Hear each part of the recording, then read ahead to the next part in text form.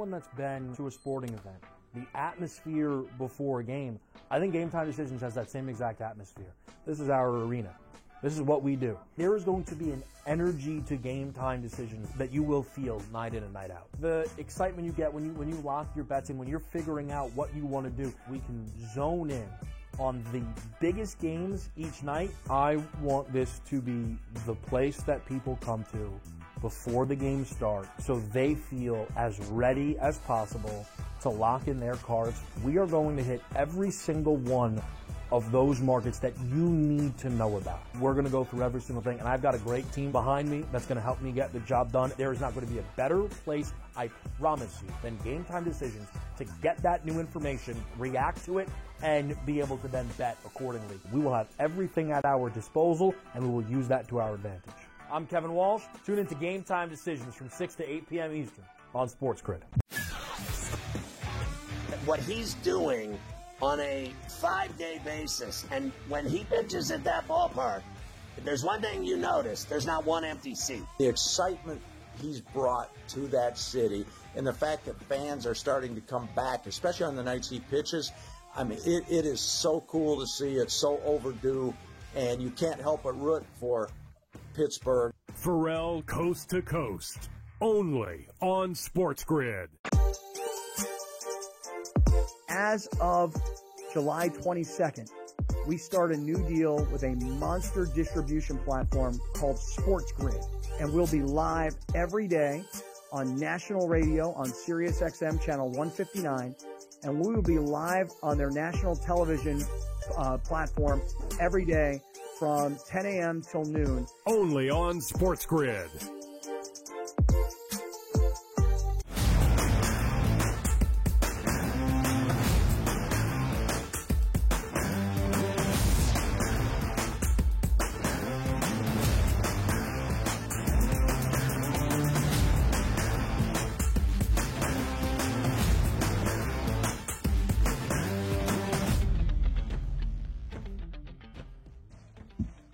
Welcome to our third and final hour. It is hour number 3 live right here on this first day of a new week, a Monday on the early line on Sports Grid. He is Donnie Rightside.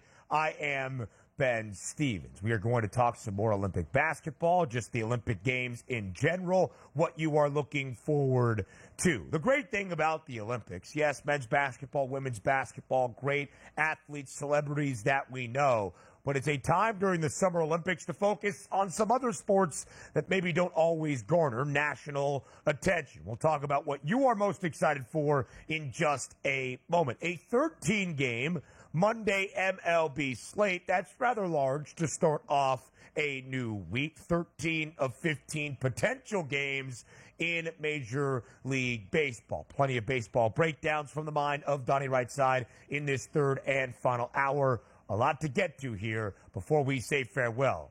Me in the show overall at 11 a.m. Eastern Time.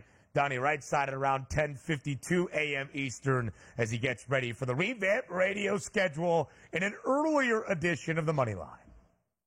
Yes, how about that? And by the way, Ben is in contract negotiations to take over the final hour of the early line Monday through Friday. That'll be interesting to see if he does get his way. But you know what? Yeah. Let me change the focus here real quick. Yeah, like, please, I don't even need to be commissioner. Don't need to be commissioner today. The Hall of Fame in Major League Baseball elected members yesterday. Nobody cares.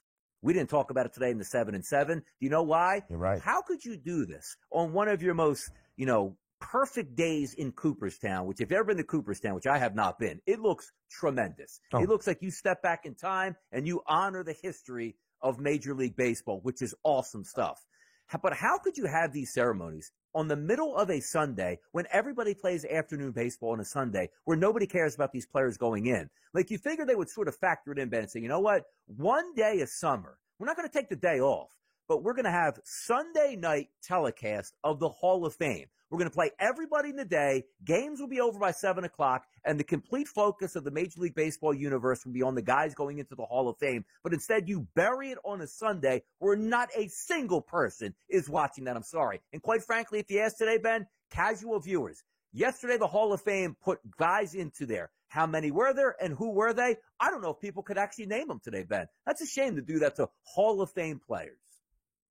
It's a good point, DRS. One day you will be the commissioner of Major League Baseball, or maybe the guy that heads up the Hall of Fame in Cooperstown. I don't think Rob Manfred takes that mantle as well, but you, Donnie Rightside, will have a very busy resume, including hosting an earlier edition of the Money Line starting at 11 a.m. Eastern time. So as we go here on the early line, we love to hear from the people to start off our third and final hour. The opening ceremonies at the 2024 Summer Olympic Games in Paris come your way on Friday afternoon. Which Olympic sport are you most looking forward to? That was the question in Fade the Public.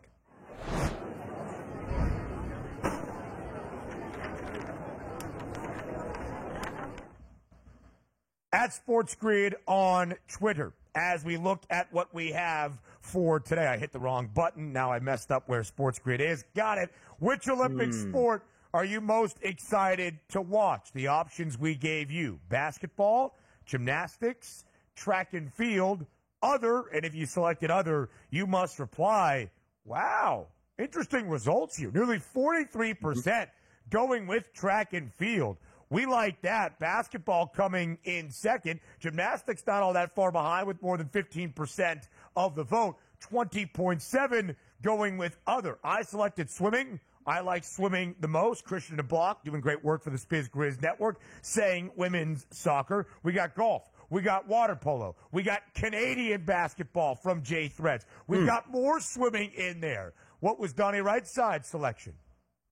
I kept it simple in basketball. I think it'll be the easiest to track overall. And if you take a look at gymnastics and track and field and some of the other things, yes, we're all going to be interested per se, but I don't know if I'm going to have the time to like, okay, when is the men's 100 final? When is the women's there? Because Sha'Carri Richardson, I'm sure we all want to see her run, see how fast she can go. Same thing with the men's. Gymnastics typically interesting as well, but for me, it's just the simplicity of it. I'm probably going to know basketball because number one is we're going to talk about the odds market on a day-to-day basis. I don't know, is there an odds market for like track and field? Like, do we have those up like to win the gold medal in track, be like for the men or the women's side? I'm not even sure. I haven't gone down that far, but our producer says yes at this point. So maybe I will be a little bit more vested in there in track and field and gymnastics. But for me, just the simplicity of basketball. I'm going to enjoy it. It's probably going to be some good games there, and that's my primary focus here, Ben. Yes, there will be odds for all that we see. Of course, we have talked a lot of men's basketball and women's basketball, but there is going to be odds. Wow, yeah, there's everything. Men's 100-meter gold medal backstroke. Ryan Murphy, the American, is the favorite at plus 170. What about Katie Ledecky? One of the best to ever do it. As we look at where she might be, the 1,500-meter, which she dominates, minus 1,800 for Ledecky to win the gold meter in the women's 500-meter freestyle. There is so much to break down, and we will do that here as we get going. But the Olympic tab on the FanDuel Sportsbook, really that's where it stands. State of the Union. Joe Frizo on the pulse right there. I wonder if that was just a play on words or anything of a prerogative as of yesterday afternoon. But Team USA, their Paris Olympic odds, gold medal counter, 40.5. To have the most gold medals, minus 550. The most total medals at minus 2,000. Team USA across every sport expected to dominate over in Paris. Yes, absolutely. And maybe Sha'Carri Richardson, as I talked about, does she drop out of the race for a gold medal? Team USA men's and women's basketball, maybe they drop out of the race here and not win a medal. Which would, by the way, what would be more surprising here for us? The Team USA men's team to not win a gold medal, or the actual United States not winning the most medals of this Olympics? Like, what would be more surprising to you? I think it would probably be both of those answers. We're usually pretty good in the Summer Olympics overall. Yeah. We're really good in the Summer Olympics. We have to win the gold medal counter. We have to win the total medal counter. If it's Team USA in basketball, though, I would actually say more surprising would be us not winning the overall highest number of gold medals, because basketball at the international level now, and as Brian Fonseca shared, it's a tournament, right? More similar to March Madness, where large and historic upsets happen. And the gap between Team USA and the rest of the international field is not nearly as wide as it once was. So I think I'd be more surprised if Team USA did not win the most gold medals for all of the Paris Olympic Games as the American men winning the gold medal in men's basketball. Noah Lyles, he's got the second best price to win the 100-meter in gold medal to claim the fastest man on planet Earth. Keyshawn Thompson of Jamaica, the favorite at plus 125. Sha'Carri Richardson, minus 170 to win the gold medal in track in the 100 meters in the women's event. Sha'Carri Richardson is absolutely fast. She is going to win that. I might bet it right now, Donnie. Yeah, no, it's going to be good times here. You're also going to see some people that you probably never heard of before really rise and shine to the occasion in these Olympics and make themselves household names, and also millions of dollars with like Tide commercials and Crest commercials and all that good stuff coming down. So I'm pretty sure this week they're going to ramp up that ad space here. When I was growing up, and in the 1990s, I want to say it was a track and field competition between Dan and Dan was the name. And they put a lot of money. I don't know if it was Reebok or who came up with it, but like months and months of commercials. And it turns out one of the Dans didn't even make the Olympics. Tough scene overall, man. Oof. One of the Dans. Hope he's doing well, man. Look Feel outside bad for that Dan. Yep, it was one of the biggest odds campaign, or one of the biggest TV campaigns we've ever seen, and it came up in a flame of fireballs because one of the guys didn't make the Olympics, so they couldn't battle in the Olympics. It might have been like the triathlon guys, one of those guys there, but it was an interesting ad campaign that didn't work out in their favor. Maybe they're holding off till after the Olympics to see who actually wins the gold. Dan and Dave. There you go. Dan and Dave. Dan and Dave.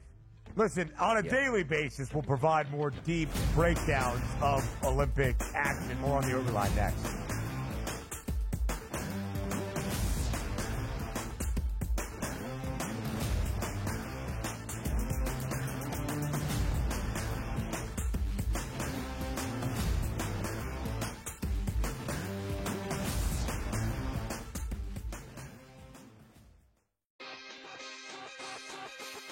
Where are you at in terms of a starting lineup, what you want to see from Team USA? I think he'll get guys involved, and then there's your lockdown defender at the point guard, the point of attack, right? I do like Curry. I would then go with Ant. I like Ant over Booker. I think if you look at the way the Canada game was, they looked kind of slow starting, and then they kind of got rolling. Game time decisions, only on Sports Grid. The staple of consistency within the AFC North, that's the Pittsburgh Steelers. 17 years under Mike Tomlin, never a losing record, never less than 8 wins. You add Patrick Queen there over from your division rival. You take a look at that offensive line, which does have some question marks, but still a decent wide receiving core that they have, a running game that has Najee Harris, and a quarterback that's been there, done that. The Early Line, only on Sports Grid. Next up is Tampa, who was very impressive last year with Baker Mayfield, Evans. They hooked up a ton, and they've already shown what they can do, but they're picking this team, the Falcons, over them. Explain that to me. Baker Mayfield's back. Mike Evans is back. Where a couple years ago, you really wondered if he finished his career as a Buck, but the Bucks wanted him to do that, and he's going to do that. He signed a 2-year deal for about $21 million a year. Pharrell Coast to Coast, only on Sports Grid. They scored well. They defended like crap. Last game, they struggled to score. They defended great. We still have not seen the best out of USA basketball. So they showed they've won different ways. They still should win absolutely the gold medal. But they're playing with fire a little bit with their play, especially when you get to the medal round and it only takes is one game to lose. Betting above the rim, only on Sports Grid.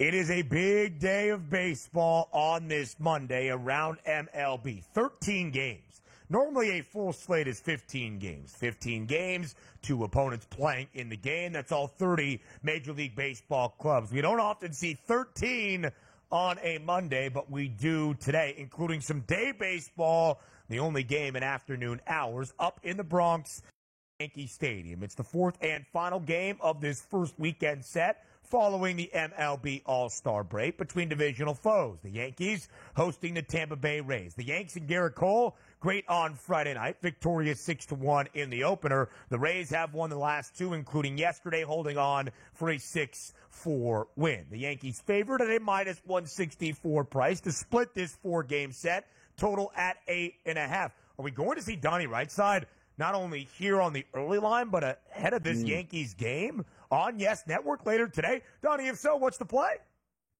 Yeah, filming early this morning, man, before the sun came up, getting ready. Because why? A Monday early start up in the Bronx. That's exactly what we need to get our juices flowing for new week, new money. If we take a look at the pitching matchups today, Ben, I got 24 pitchers on the card today with a minimum of 20 innings pitched over the past 60 days. Number 14 and number 15 on this card out of 24. That's Carlos Rodon and Zach Littell. You take a look at that Yankees lineup to start against right-handed pitching over the past month. First four guys have been really, really good. That's Rice, Soto, Judge, and Wells. The rest of that lineup, outside of Trent Grisham, a lot to be desired. But if we're taking a look at some of the non-analytical numbers for Zach Littell over the past 30 days, they've been bad. ISO power numbers against through 86 batters or 162, right around the average number, but the weighted on base percentage is inflated up to a 342. The one thing you do like, he's a decent strikeout guy, doesn't walk too many guys. He's going to need that today. 86 degrees in the Bronx, 11-mile-an-hour wind blowing out to left field today. Flip it over to the other side and take a look at Carlos Rodon. Nothing has really gone right for him, Ben, since just about coming to the New York Yankees. You look at his last 30 days, 86 batters that he's faced, a 280 ISO and a weighted on base percentage of 411. Not necessarily great. Their xFIP minus numbers are manageable, though. That's the 100 mark. Anything below that is good. Anything above that, sort of a little bit of a concern. If we look at both of these guys today, it's a 102 and a 105, so not that bad. But you have hitting conditions in the Bronx. Afternoon game today, you're probably looking at more of an over than a side itself. I do think it's a toss-up. I don't think the Yankees should be that heavily favored today. I think both teams should put up some runs to get that over, and we'll see how it works out. Let's go to an AL Central duel as well. Divisional foes face off in the land. The Guardians now second best mark in the American League after losing their opening weekend set following the break to the San Diego Padres. Baltimore has one more win, a half-game advantage over the Guardians. And today, the Tigers a favorite on the road at minus 124. Let's start with Detroit.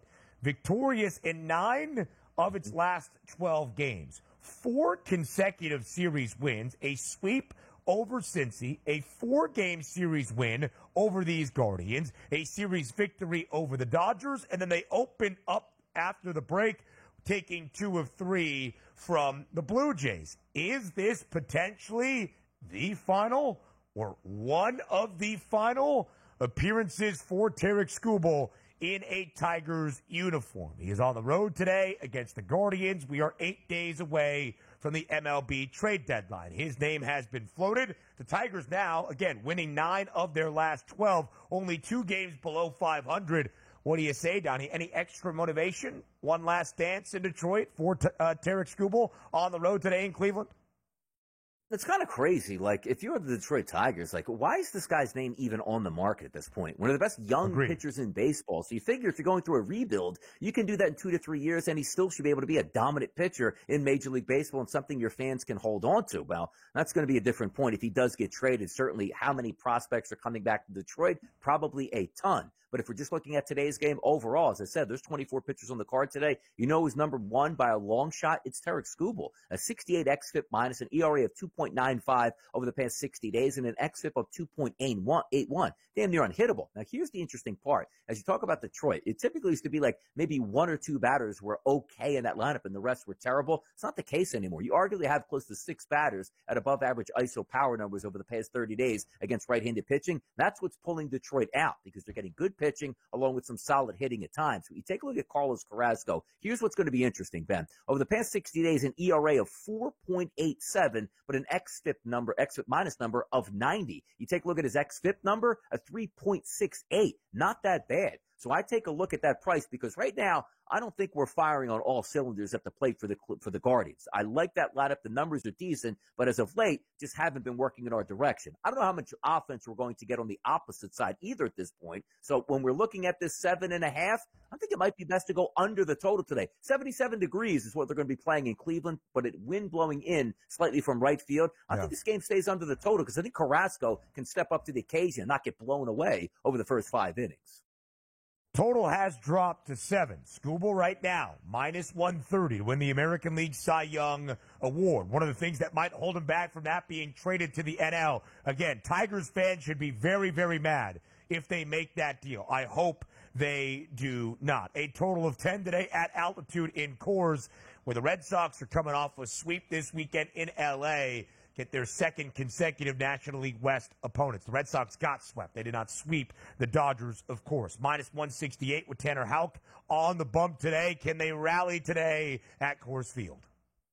I think they can rally, but here's what I'm going to look at. Maybe they win this game because the better pitcher on the mound certainly is decided for them with Houck. But if we take a look at that total, which is bouncing between 10s and 10.5s, which means it's going to take 11 runs to beat you. What do we always like, Ben? You know, you give a nice little yawn there because most people stayed up for Sunday Night Baseball and watched it from their bedroom here on the East Coast. But on the West Coast, these guys were actually playing that game. So now you got to get on a plane. You got to get to Colorado. You're playing in elevation. You're a little bit cranky and tired. I think this game stays under. If you look at Austin Gomber, not a great pitcher. He's got a 107 xFIP minus, which isn't bad. Now, his ERA is high over the past 60 days, 6.24, because he pitches in Colorado. But he's not that far over that disaster area of like that 115, 120 xFIP minus price. And also, that Red Sox lineup that I love so much past 30 days, Ben, against left-handed pitchers, Refsnyder's been killing it. Romy Gonzalez has been decent. The rest of that lineup, which includes Rafael Devers, really struggling against lefties. I think Houck will be okay. Gomber will be solid. And this game stays under the 10 number. So I don't think we're getting to 11 runs here, Ben. The good thing about Sunday Night Baseball, when it's played on the West Coast, it was a 4 p.m. local time start yesterday in L.A. More MLB breakdowns come your way next.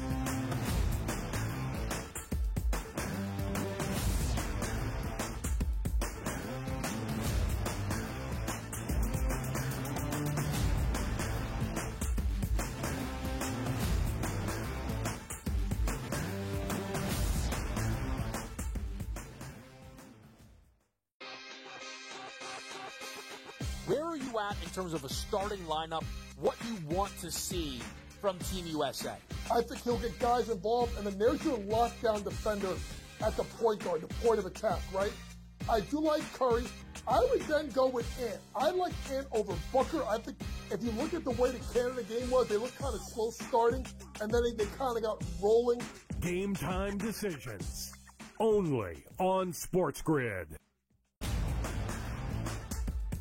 The staple of consistency within the AFC North, that's the Pittsburgh Steelers. 17 years under Mike Tomlin, never a losing record, never less than 8 wins. You add Patrick Queen there over from your division rival. You take a look at that offensive line, which does have some question marks, but still a decent wide receiving core that they have, a running game that has Najee Harris, and a quarterback that's been there, done that. The Early Line, only on Sports Grid. Next up is Tampa, who was very impressive last year with Baker Mayfield, Evans. They hooked up a ton, and they've already shown what they can do, but they're picking this team, the Falcons, over them. Explain that to me. Baker Mayfield's back. Mike Evans is back. Where a couple years ago you really wondered if he finished his career as a Buck, but the Bucks wanted him to do that, and he's going to do that. He signed a 2-year deal for about $21 million a year. Pharrell Coast to Coast, only on Sports Grid. They scored well. They defended like crap. Last game, they struggled to score. They defended great. We still have not seen the best out of USA basketball. So they showed they've won different ways. They still should win absolutely the gold medal. But they're playing with fire a little bit with their play, especially when you get to the medal round and it only takes is one game to lose. Betting above the rim, only on Sports Grid.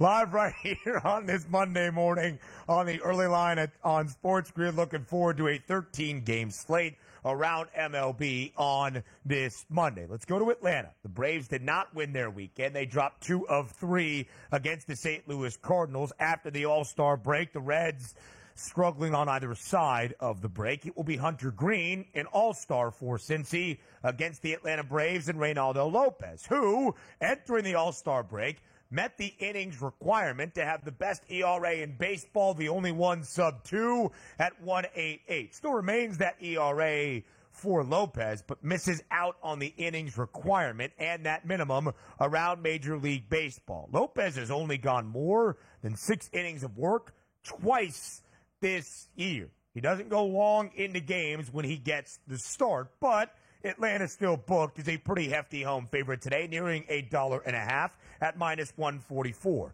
Total is 8. What do you like in the ATL?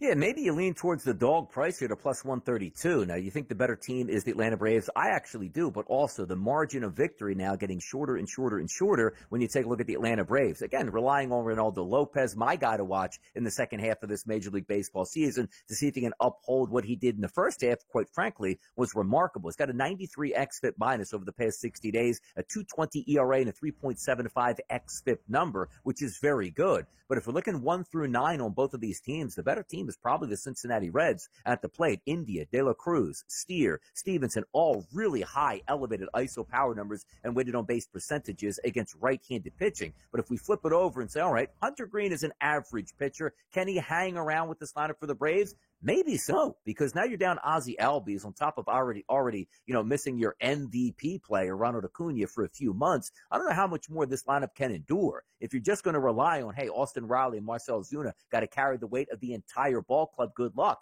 How many runs can that equate to on a day-to-day basis? 79-degree temperatures down in Atlanta, 4-mile-an-hour winds blowing out. If I think Atlanta is better, but again, that razor-thin margin of victory, which is what they need. How many runs are they putting up today? Give me the short price here as a dog on Cincinnati to hang around. I think that lineup might be able to put up some runs today on Ronaldo Lopez. What I mean by runs, what do you need, Ben? 3 or 4 total for the game? Yeah.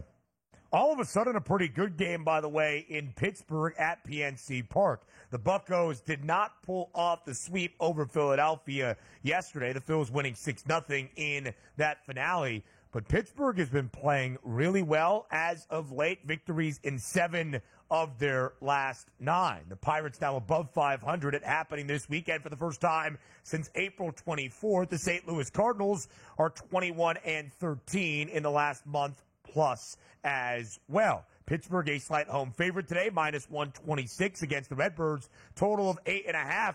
Donnie, a game that actually looks pretty good on paper and should be.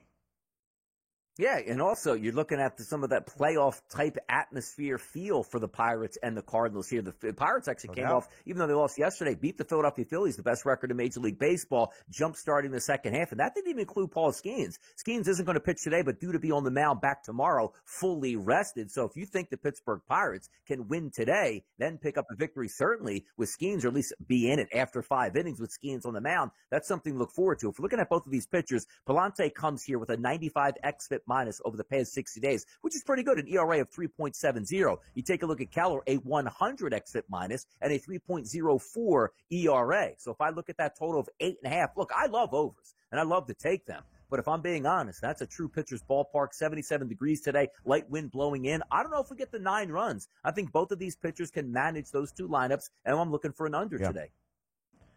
As Donnie alluded to, 8.5 is that total. A ton of divisional duels on this Monday to start off a new week. We keep in the NL Central, and we go to Wrigley, a virtual pick'em. Milwaukee -110. The Cubbies and Javier Assad on the other side, -106. 8.5 the total today at Wrigley Field. I assume that means the winds are blowing in. What do you like in the opener here between the Cubbies and the Brew Crew? Yeah, light wind blowing in, 76 degrees. That 4-mile-an-hour wind is blowing in from right field, so it shouldn't really make a difference in this one. However, if I'm looking at Milwaukee, not in love with that lineup per se, but really the bottom is falling out on Javier Assad, one of the better pitchers in baseball early on in this Major League Baseball season. Now over the past 60 days, just taking those averages, and it's been worse as of late, I should say. A 111 xFIP minus number, a 5.85 ERA. So I think he can get touched up today. I'm just going pedigree on this. I think the pitchers might be a toss-up. I'll take the Milwaukee Brewers as the better overall team, and I think Assad could get hit around today from the Brew Crew. The Brewers just a short 2-game set this weekend in Minnesota. They won both. They have a 5-game advantage over St. Louis for the top spot in the National League Central. The Prop Perspective with Tom Vecchio on this Monday next.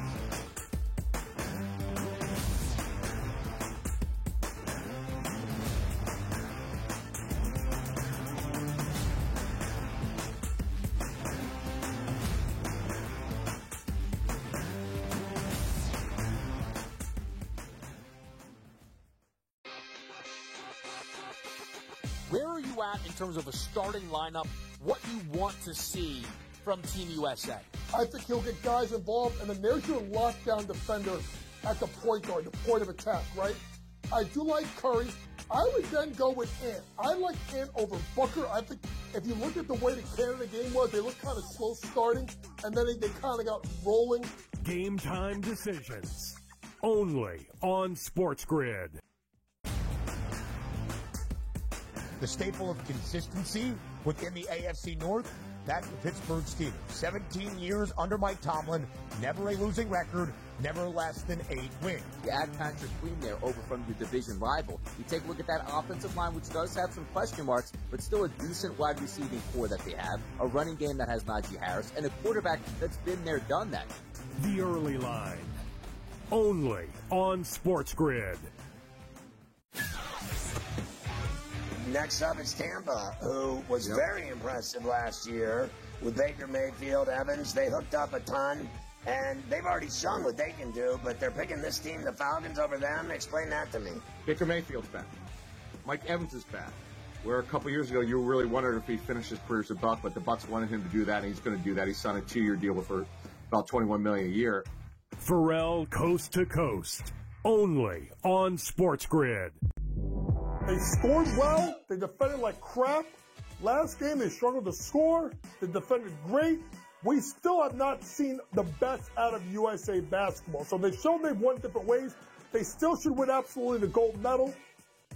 But they're playing with fire a little bit with their play, especially when you get to the medal round and it only takes is one game to lose.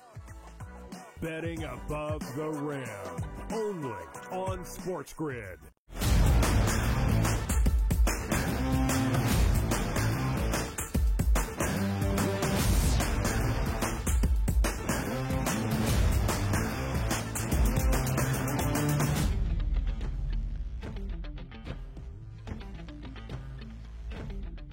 Live right here on this Monday, we give you the prop perspective now ahead of a new week in Major League Baseball. The home run prop king is here. That is Tom Vecchio. Vecchio, as always, we appreciate the time. Thank you for joining us bright and early on this Monday morning.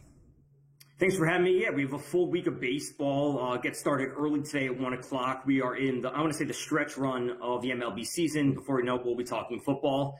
I'm ready to go.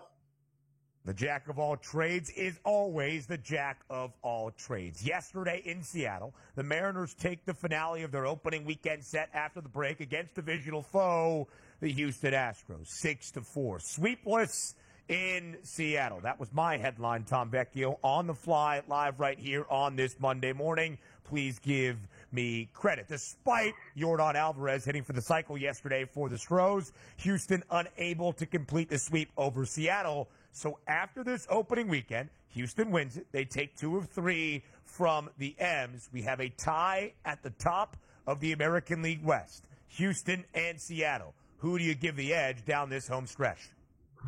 You know, ultimately, it's got to be Houston. They just have too much pedigree. I want to say they're also on the track to getting healthier. Kyle Tucker should be back. Verlander should be back. And ultimately, I expect them to be more aggressive when it comes to the trade deadline. You know, we know what they've been dealing with all season in terms of injuries when it comes to the pitching, but like they are still in a win now mode and they have the assets to potentially make a move, I want to say a splash really at pitching. That's what they need help with. Their hitting will be fine. It's really been fine for the most part of the season. Ultimately, the value's probably gone when it comes to winning the division. I think you can maybe go to an AL future for the Astros, where I think is at plus 600, plus 650, somewhere around there. So that's probably the best spot to go because I just think they'll be more aggressive when it comes to the trade deadline.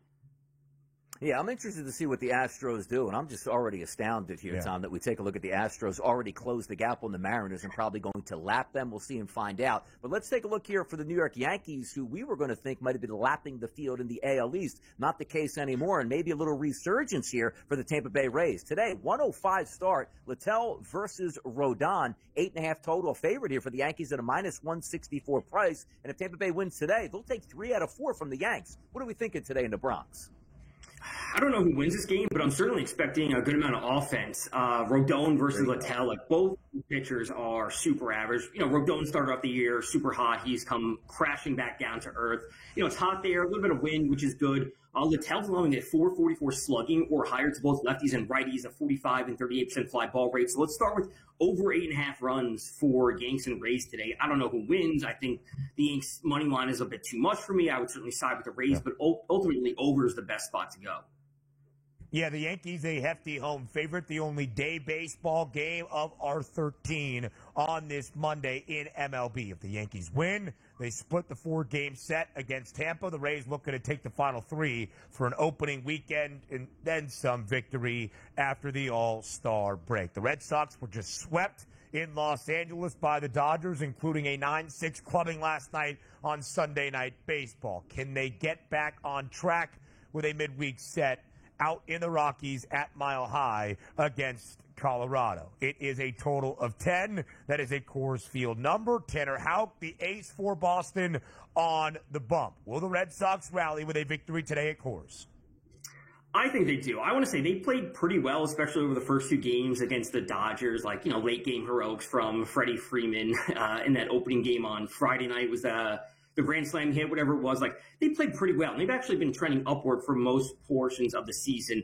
But ultimately, my favorite spot for this game would be Austin Gomber, under 4.5 strikeouts. That's sitting at -130. He's just not a big-time strikeout pitcher. He has a 16.1% strikeout rate this season. Yeah, the Sox strike out a good amount versus lefties this year. But since the beginning of June, Gomber has 8 starts under his belt. He's been over smart just once. So if you were to want the over, you would have to buck the trend that he has been crashing the under on essentially every single time out there. So I expect the Red Sox to win. I don't like their money line, but the win plus Gomber under is probably the best spots to be going.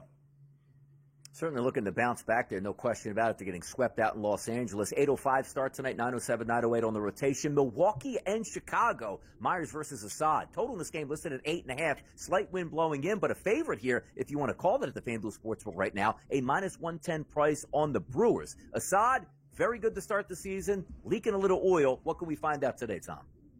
Yeah, for Assad, you guys talked about him briefly in the previous segment. He's a fine pitcher. He doesn't give up a ton of hard contact or a tremendous amount of fly balls, but he's getting hit around a lot. A 446 slugging, a 356 WOBA, and a 307 BABIP to righties. So we might not see a ton of home runs, but he's just going to get hit left and right, single, double, whatever it might be. So I want to go to Willy Adames for 2+ total bases on the Brewers. He's actually a reverse splits hitter. He's a righty, and he's better against right-handed pitchers, coming with a 121 WRC+, 342 WOBA, and 305 BABIP. So we'll just keep it super simple for, I'm going to say, arguably their second, maybe third best hitter. Obviously, Contreras is having a great year. Yelich is up there. But Adames for 2+ total bases at +125 today. A great look at what we will see on this Monday around Major League Baseball. But now, jack of all trades, we take your knowledge from the diamond back to the basketball floor ahead of the Paris Olympic Games. It's not the NBA. It's different. It's international basketball in the Summer Games for a gold medal. Don't know if you were watching any of the exhibition match on Saturday against South Sudan. The Americans escape with a 101-100 victory. It was not necessarily a picture-perfect display as they get ready for the Paris Olympic Games. One final exhibition game today. That's in London against Germany. Team USA a 14.5-point favorite. Team USA still remains a hefty favorite to win yet another gold medal at -400. Becky, let's start with this question first and foremost. Are you going to be betting on Olympic basketball? And if so, what's the handicap you take?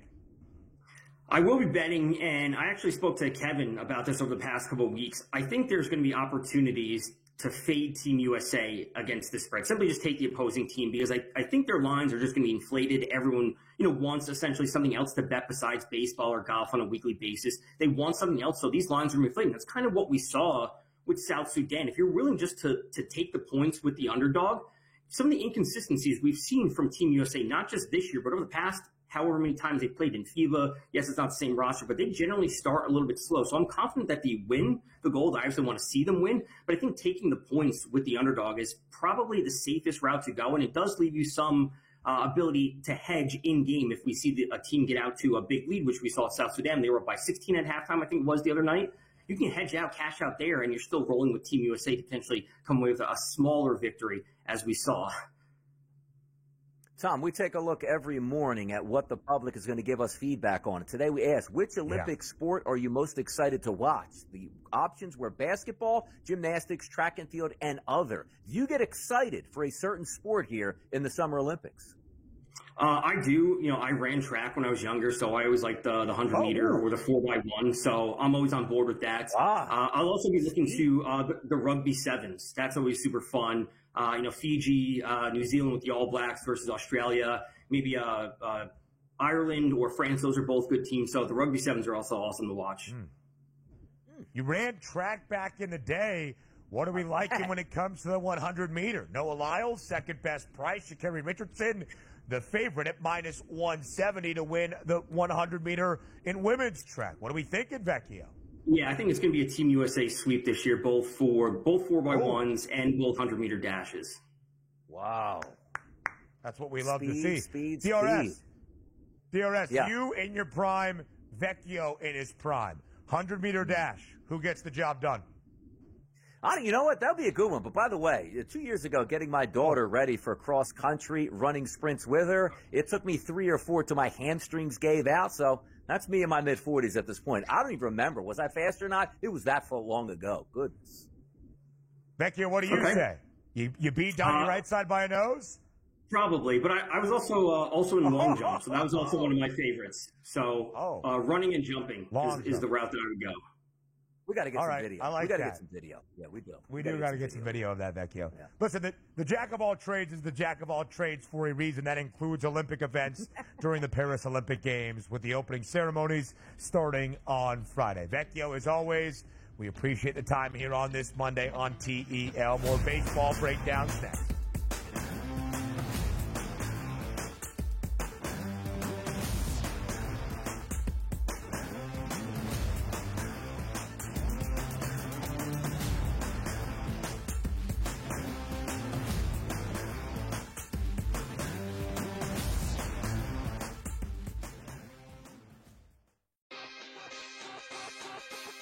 Where are you at in terms of a starting lineup, what you want to see from Team USA? I think he'll get guys involved, and then there's your lockdown defender at the point guard, the point of attack, right? I do like Curry. I would then go with Ant. I like Ant over Booker. I think if you look at the way the Canada game was, they looked kind of slow starting, and then they kind of got rolling. Game time decisions. Only on Sports Grid. The staple of consistency within the AFC North, that's the Pittsburgh Steelers. 17 years under Mike Tomlin, never a losing record, never less than 8 wins. You add Patrick Queen there over from your division rival. You take a look at that offensive line, which does have some question marks, but still a decent wide receiving core that they have, a running game that has Najee Harris, and a quarterback that's been there, done that. The Early Line. Only on Sports Grid. Next up, it's Tampa, who was very impressive last year with Baker Mayfield, Evans. They hooked up a ton, and they've already shown what they can do, but they're picking this team, the Falcons, over them. Explain that to me. Baker Mayfield's back. Mike Evans is back. Where a couple years ago, you really wondered if he finished his career as a Buck, but the Bucks wanted him to do that, and he's going to do that. He signed a 2-year deal for about $21 million a year. Pharrell Coast to Coast. Only on Sports Grid. They scored well. They defended like crap. Last game, they struggled to score. They defended great. We still have not seen the best out of USA basketball. So they showed they've won different ways. They still should win absolutely the gold medal. But they're playing with fire a little bit with their play, especially when you get to the medal round and it only takes is one game to lose. Betting above the rim. Only on Sports Grid.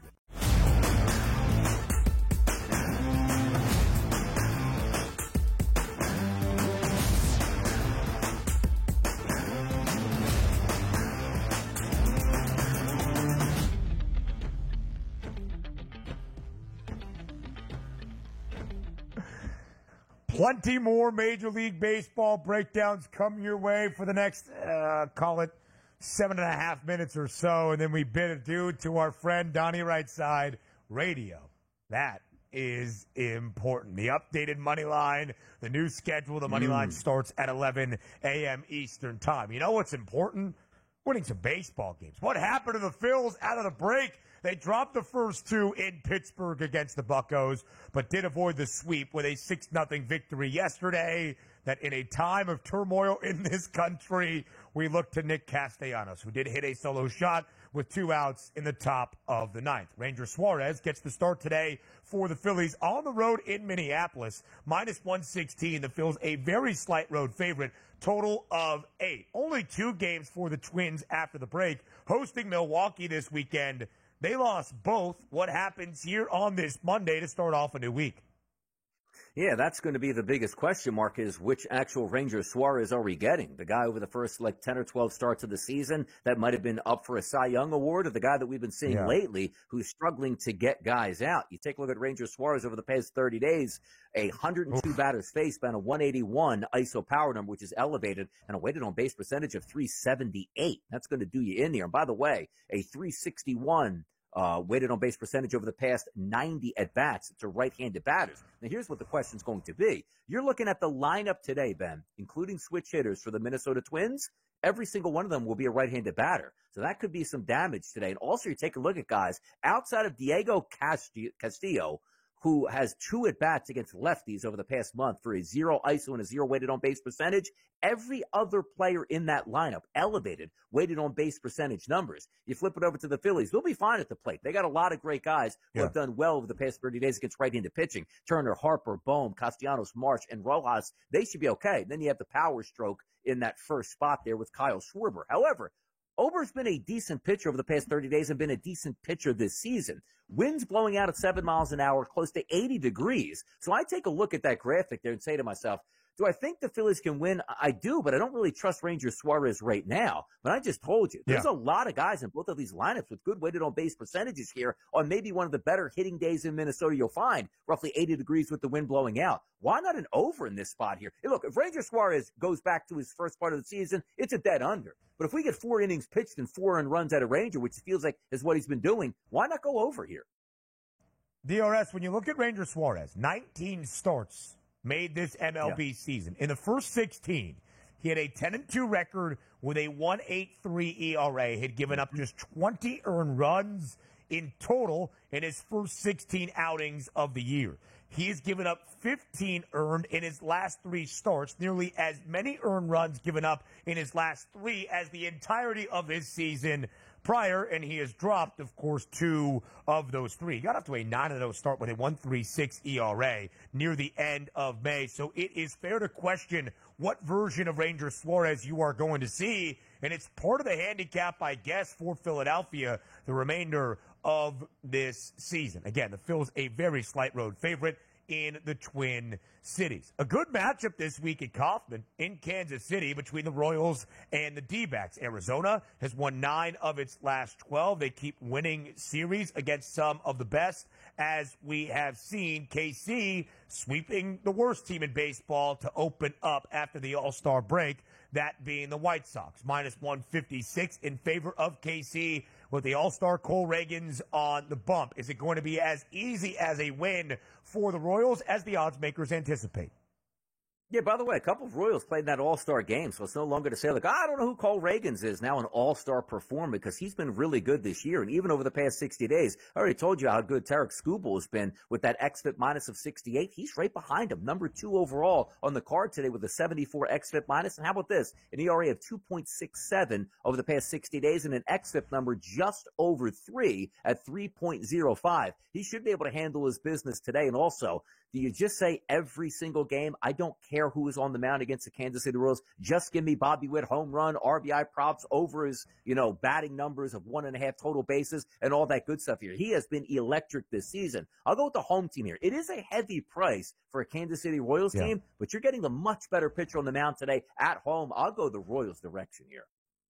The D-backs playing really good baseball, by the way. Again, winners of 12 of their last 18. They have not lost a series in their last 6 sets, looking like the reigning National League pennant winners. But, of course, everybody in the National League West looking up at the Dodgers. An opening weekend after the break sweep over the Boston Red Sox. Minus 126 at home today against the San Francisco Giants. A favorite against Blake Snell and the Giants. I'll be completely honest. I don't even know who the starting pitcher is today for Los Angeles. Do you, DRS? It says Ryan, which, again, you're just putting the Dodgers as a favorite here posted because they're at home and how electric their 1 through 9 can be. But let's also remind ourselves, Blake Snell to open the season, not very good. Goes on the IL. He's been good since coming back here. So if you're going to give me Snell against a guy we don't know much about at this point, I'm going to go with Blake Snell with the plus money price here. I don't care if the Dodgers have won 3 straight games out of the break and are still at home today. I'll take the short price here on the San Francisco Giants. All right, River Ryan is his name. He gets the start today. Should be his Major League Baseball debut. The number 4 River prospect in the Ravine. in LA's River. Oh, see, now I was willing to take Now Blake Snell with some plus money, but now talking. I think it's got to be River Ryan at the Ravine. That's a good point. The Dodgers, by the way, eyeing both River Ryan and potentially Clayton Kershaw to make a return in this series against their bitter rivals from Northern California in San Francisco. Let's finish up here, DRS, very quickly with the 4th and final game from the opening weekend, and then some. The Mets and the Marlins. Miami has taken 2 of the first 3. The Mets a minus 148 favorite today in South Florida to split this 4-game set. Not a lot of bad pitchers on the card today, but you're technically getting 2 of them here in South Florida. Now, Peterson is a little bit better, but Yoni Chirinos, that's a guy that you want in your teams to fade, I should say. You take a look at the ISO power numbers, 241, weighted on base percentage, 411 for his last 94 batters against a pretty solid Mets lineup. If we get analytical, a 128 xFIP minus, which includes a 5.76 ERA over the past 60 days, the Mets should hammer away in South Beach today. DRS, we bid you farewell. Thank you, my friend. Good luck on Fantastic. the updated The Money Line. It starts at 11 a.m. Eastern Time on Sports Grid Radio. Hey, see you tomorrow. A football focus for me up next.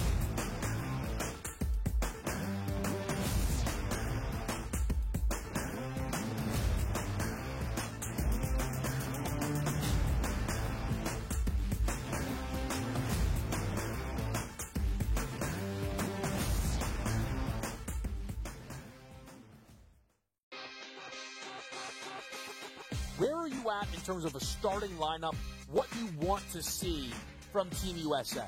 I think he'll get guys involved, and then there's your lockdown defender at the point guard, the point of attack, right?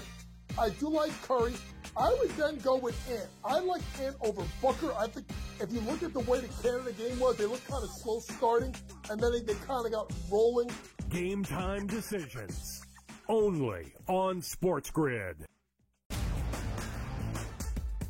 The staple of consistency within the AFC North, that's the Pittsburgh Steelers. 17 years under Mike Tomlin, never a losing record, never less than 8 wins. You add Patrick Queen there over from your division rival. You take a look at that offensive line, which does have some question marks, but still a decent wide receiving core that they have, a running game that has Najee Harris, and a quarterback that's been there, done that.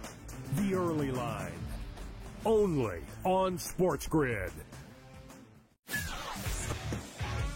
Next up is Tampa, who was very impressive last year with Baker Mayfield, Evans. They hooked up a ton, and they've already shown what they can do, but they're picking this team, the Falcons, over them. Explain that to me. Baker Mayfield's back. Mike Evans is back. Where a couple years ago you really wondered if he finished his career as a Buck, but the Bucks wanted him to do that, and he's going to do that. He signed a 2-year deal for about $21 million a year. Pharrell Coast to Coast. Only on Sports Grid. They scored well. They defended like crap. Last game, they struggled to score. They defended great. We still have not seen the best out of USA basketball. So they showed they've won different ways. They still should win absolutely the gold medal. But they're playing with fire a little bit with their play, especially when you get to the medal round and it only takes is 1 game to lose. Betting above the rim. Only on Sports Grid.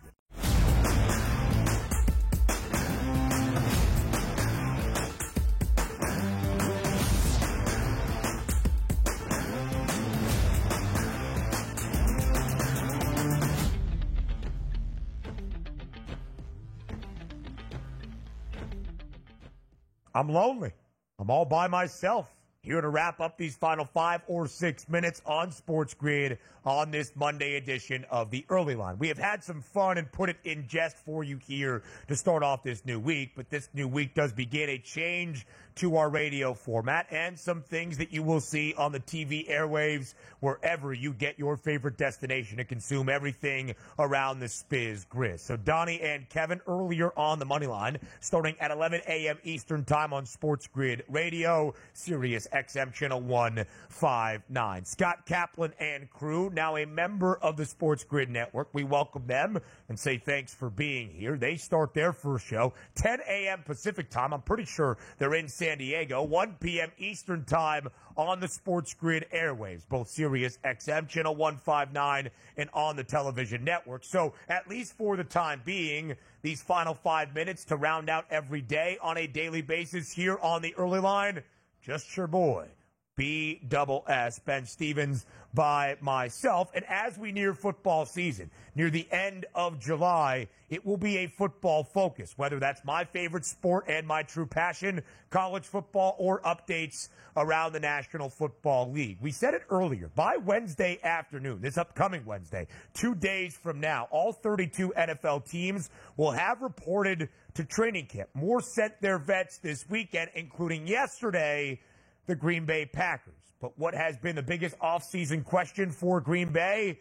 That is Jordan Love and his contract perspective. Brian Gutekunst, the general manager of Green Bay, telling reporters today, says he's optimistic about a deal getting done for QB Jordan Love and that one could get done in the next couple days. But with Green Bay showing up to training camp yesterday, until it does, Love will not practice. That's what his representation told the Green Bay Brass. We'll have plenty more when it comes to Jordan Love. The contract figures perhaps for him, Tua Tagovailoa and Dak Prescott, all guys about to enter the final year of their current contract, more than likely up for a big contract extension.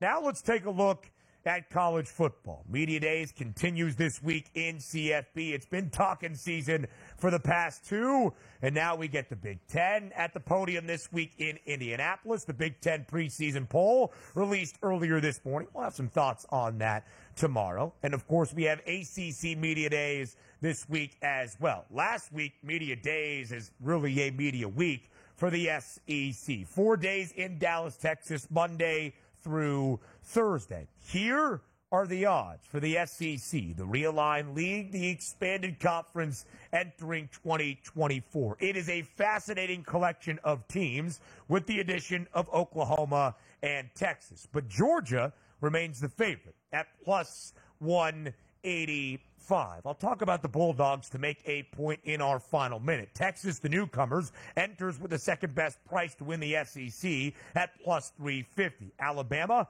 7-1. Ole Miss, plus 750. And LSU rounds out the top 5 at a 10-1 number. Let's start with the change. Steve Sarkisian and the Longhorns winning the Big 12 a season ago in their final year in that conference. Second best price to win the SEC. Lofty expectations for Texas in its first year in a conference where it just means more. It has not been the case the last 17 seasons to see the Crimson Tide enter any year in the SEC with not being the favorite or maybe even the second best number, ever so slightly behind Georgia. They've got the third best price. Nick Saban no longer at command in Tuscaloosa. It's Kalen DeBoer. Ole Miss actually has a better win total, 9.5 in the over having the juice, than that of Alabama. 9.5 on the Tide, and the under has the juice. Let's talk Georgia in this final minute. The Bulldogs, the favorites to win the SEC at plus 185. UGA, the favorites to win a national championship this year, about $1 in front of Ohio State. Last year, you saw it here on the Sports Grid Network, were so upset about Florida State, the unbeaten ACC champion, getting left out of the college football playoff. We didn't really dive into the discussion about Georgia, who last year by 3 points in the SEC title game to Alabama lost that championship game. It was the first defeat for the Bulldogs in their last 30 games. In fact, in the last 3 seasons, Georgia has a 44-2 record, with both defeats at the hands of the Crimson Tide in the SEC Championship and 2 national titles to boot in that time. Georgia is going to make the college football playoff and look for its 3rd title in the last 4 years. We'll talk to you tomorrow, live on the Early Line at 8 a.m. Eastern Time on the event.